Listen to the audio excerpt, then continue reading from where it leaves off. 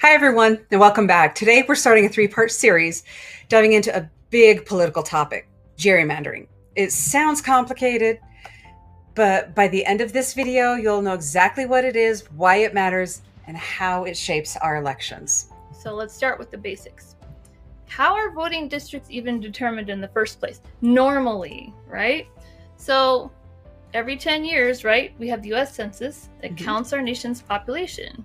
So there's 435 seats in the US House of Representatives, and after each census, those seats are reapportioned according to which state has more population, which has less. So some states will gain seats and others lose seats, depending on those population changes. And that makes a difference because of our electoral college, right, and how those votes are determined through the electoral college. So once the census data is released, the states get block by block population counts, and those numbers serve as the foundation for redrawing district lines. Right.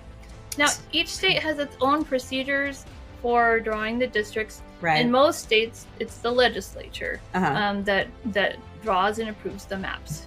So, but some states are different. They use commissions. Yeah. And they can be independent. They're made of non-legislators or political, made up of elected officials or party representatives. Right. And in some cases, there's advisory commissions that only recommend maps, with the legislature still having the final vote. Right. And if the legislature can't agree or doesn't agree, there's a backup commission or an alternative process that sometimes kicks in. And sometimes the governor can approve or veto the redistricting plan. So it depends on your state. So there are rules and some legal oversight. When districts are drawn, states have to follow certain rules. Right. They've got to have roughly equal populations in each district, and they've got to comply with federal law, like the Voting Rights Act. Right. And some other common considerations include keeping districts contiguous, compact, respecting communities of interest, and sticking to political boundaries, like counties or cities. Yeah, which makes sense. But also, redistricting plans are frequently challenged in court. Yeah. So that happens a lot. Allegations of partisan gerrymandering or racial gerrymandering are common, and sometimes even it's even gone up to the Supreme Court. Yep. And then, one more thing, there's this mid-decade redistricting, meaning redrawing maps before the next census. It's rare, and it's been happening right now. And when it happens, it's almost always controversial, like this time. Exactly. So now we have to talk about what exactly is gerrymandering. We talked about how you draw districts, but what is gerrymandering? So gerrymandering, I believe it was named after the original gentleman, Jerry, that identified what this is. It's when politicians in charge of redistricting, they draw district lines to maximize their party's advantage, and it makes it nearly impossible for their opponents to win. And remember, in that original historical example, the one district that was really was really talked about. It looked like a salamander. It was so weird. Oh, okay, yeah. Anyway. So I mean, it is purely partisan, and it can also be racial. So it's when politicians basically draw the lines to advantage their own party, but sometimes they pay attention to the racial makeup, because sometimes we tend to vote according to what race we are. Well, right. And, some of those representatives, they are all for supporting the rights of the racially discriminated. Right. And so that's why they vote for them oftentimes. So, and then there's another example, Tex Rep. Vincent Perez pointed out that white Texans get one congressional representative for about every 445,000 people. But Hispanics only get one per 1.4 million. And Black Texans, one rep for every 2 million, I believe it was. Right? Yeah. So it doesn't seem fair, right? They're not getting the same representation as, say, a white voter. And it's the kind of thing that makes people upset about gerrymandering. I don't know very many people who don't disapprove of gerrymandering in general. Right. And so, you have to ask, how common is this? It is pretty common. Yeah. Now, there's groups that track and measure gerrymandering. Right. And one that I found was the Princeton University's gerrymandering project. And it grades the maps, and it has resources you can look at online to see which states are more gerrymandered, which aren't, which district seems to be gerrymandered and which doesn't. Right. And for gerrymandering to really take hold, usually one political party has to control that state's legislature. Right, because otherwise other side wouldn't allow it. Right. So for example, in 2022 and 2024, there were a combined 428 House seats that were redrawn in 24 different states. And of those, Republicans alone drew 174 district maps in 17 states, while Democrats alone drew 49 districts in 7 states. Wow. So that kind of seems to indicate if gerrymandering was going to happen, it was a lot more likely in the Republican districts because they controlled those. Right, right. So it's crazy because, before I got involved in politics here with this most recent, like with Trump being elected and whatnot, I didn't know what gerrymandering was, so now I'd that heard of it, but I didn't pay any attention. Yeah. And so with doing this type of research and understanding what's happening in Texas, we now understand those basics, how the districts are drawn, what gerrymandering really is, on a basic level. And then we dive a little deeper here in the next 2 episodes and really just how widespread it is. Right. Exactly. So we're going to look next at one of the biggest battles happening right now, and that's in Texas.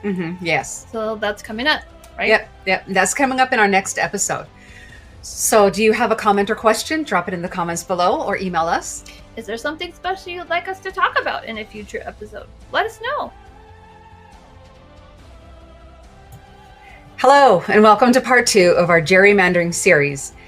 In our last video, we explained what gerrymandering is and how it shapes our political power.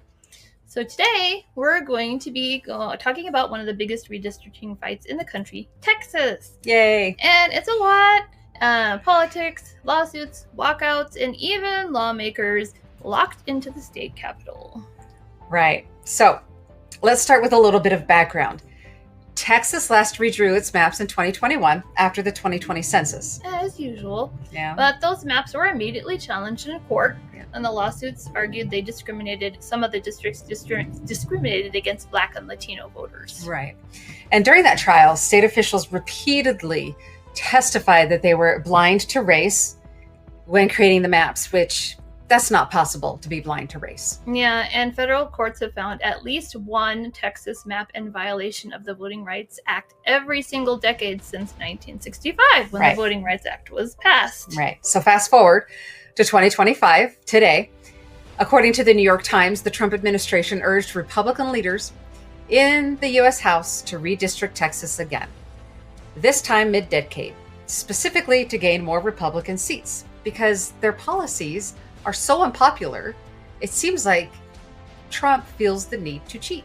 Yeah, it does seem like that. To try to gain control. And it wasn't even like hidden at all. He came right out and said, "Yeah, we're going to get 5 more seats." Yeah, I've told him to do it.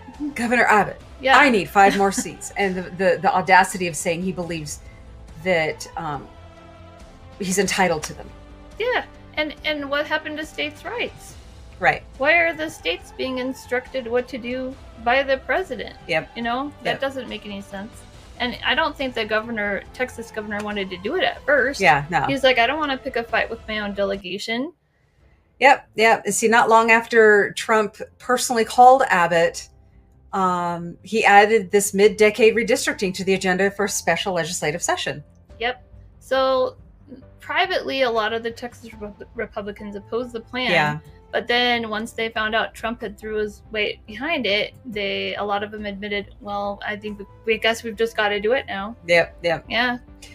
See, Representative Troy Nehls even said, quote, "If we can redraw Texas and it fits within the confines of the law and everything, well, then let's get her done." Get her done. That's right. But then there's the DOJ conflict. Yeah.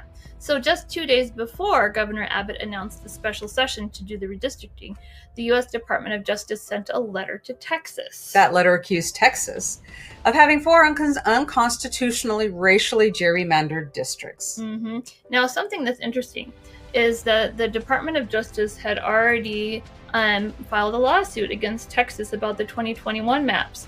But Yeah. the Department of Justice dropped that Yeah. as soon as Trump came into office. Yeah. So yeah, and now they're saying, oh well, wait, there are some racially unfair districts after all. But aren't they race blind? I mean, that's what I thought they were race blind.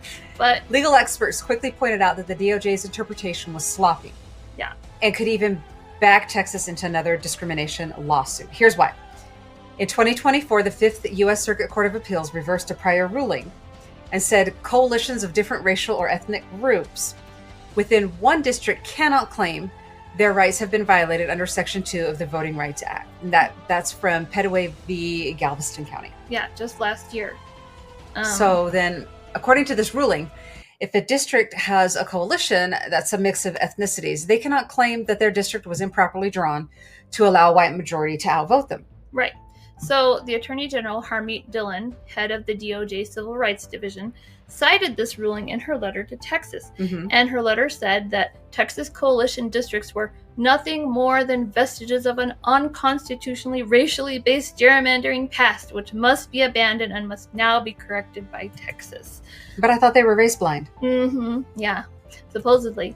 But Justin Levitt, he's a constitutional law expert. He previously served in the DOJ. He said it's sloppily dashed off work, that legal argument. He said it's not befitting of the DOJ's typical quality in both Democratic and Republican administrations, especially on a topic that's so familiar to the agency. They've investigated these districts for years, right? Mm-hmm, mm-hmm. And he says it looks like the sort of thing I'd expect from an AI engine that didn't know how to do law.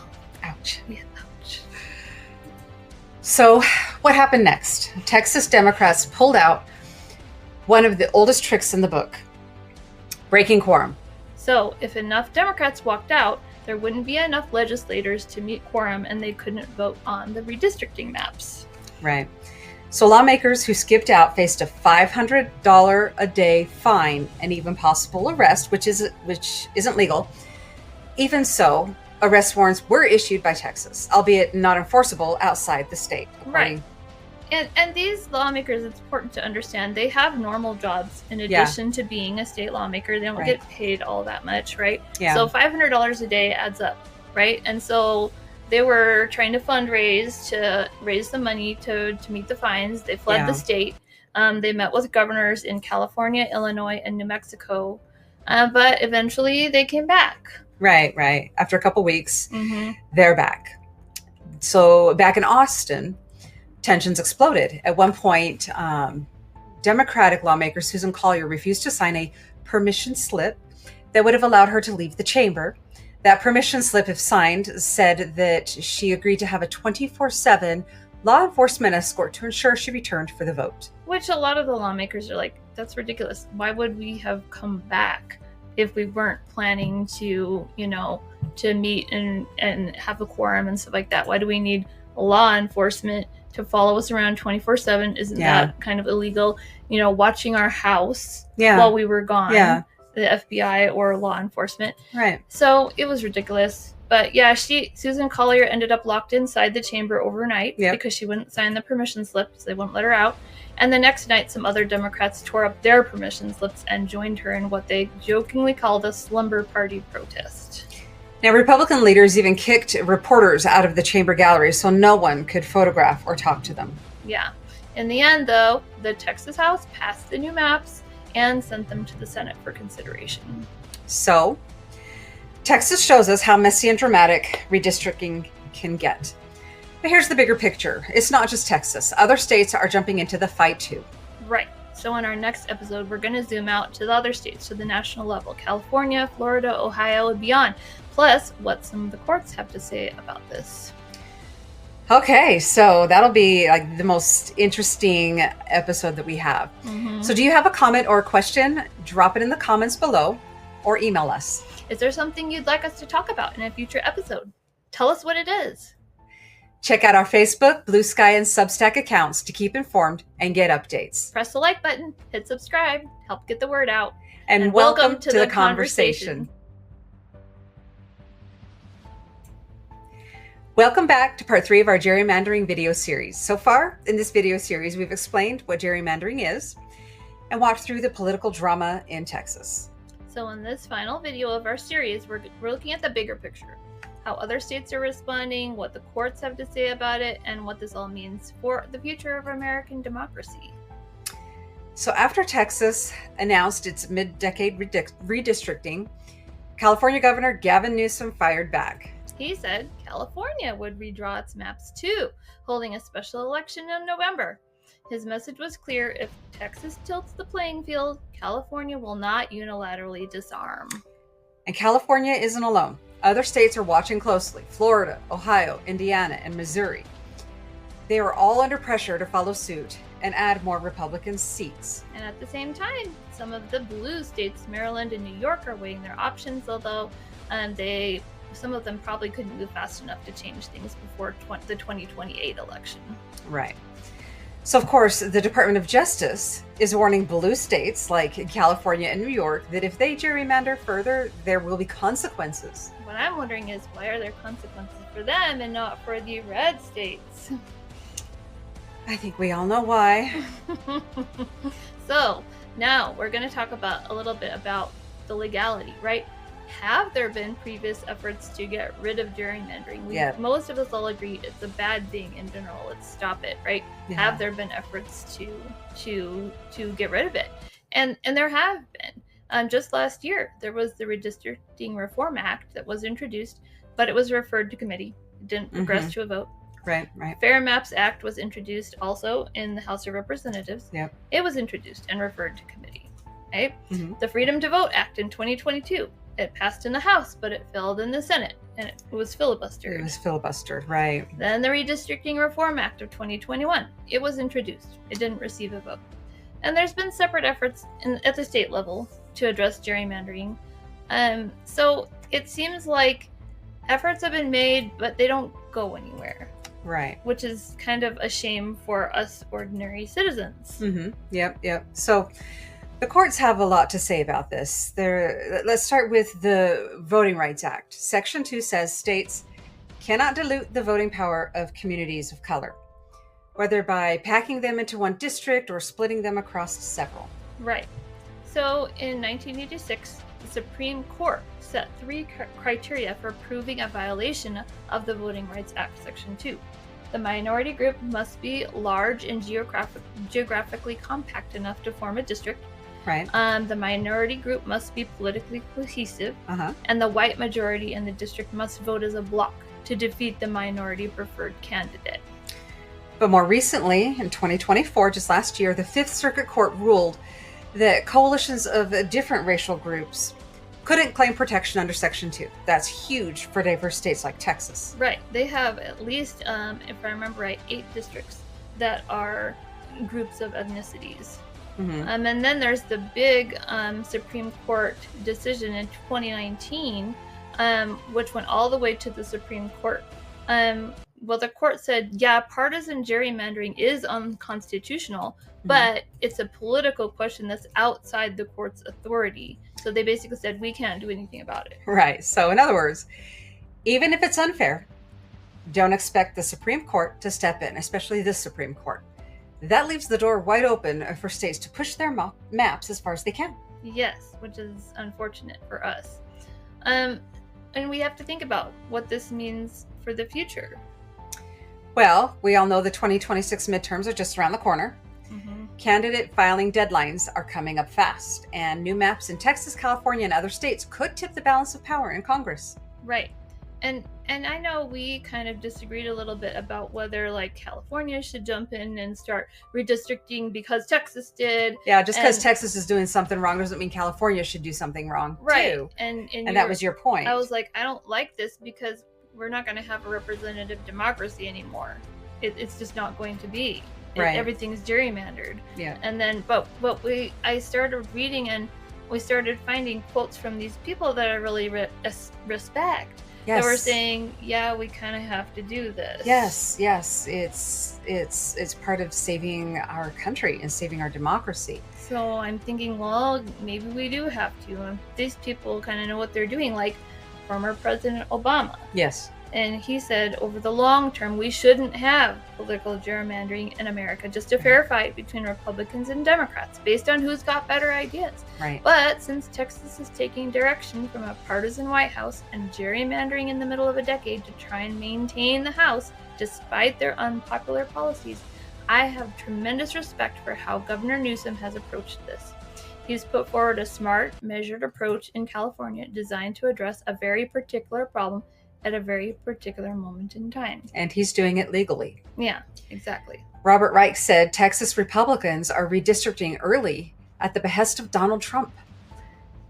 He ordered them to do this. The response by Democrats in California to counterbalance is being triggered by a blatant GOP plot to steal the 2026 midterms. This isn't a race to the bottom. It's a means to avoid the bottom. Yeah.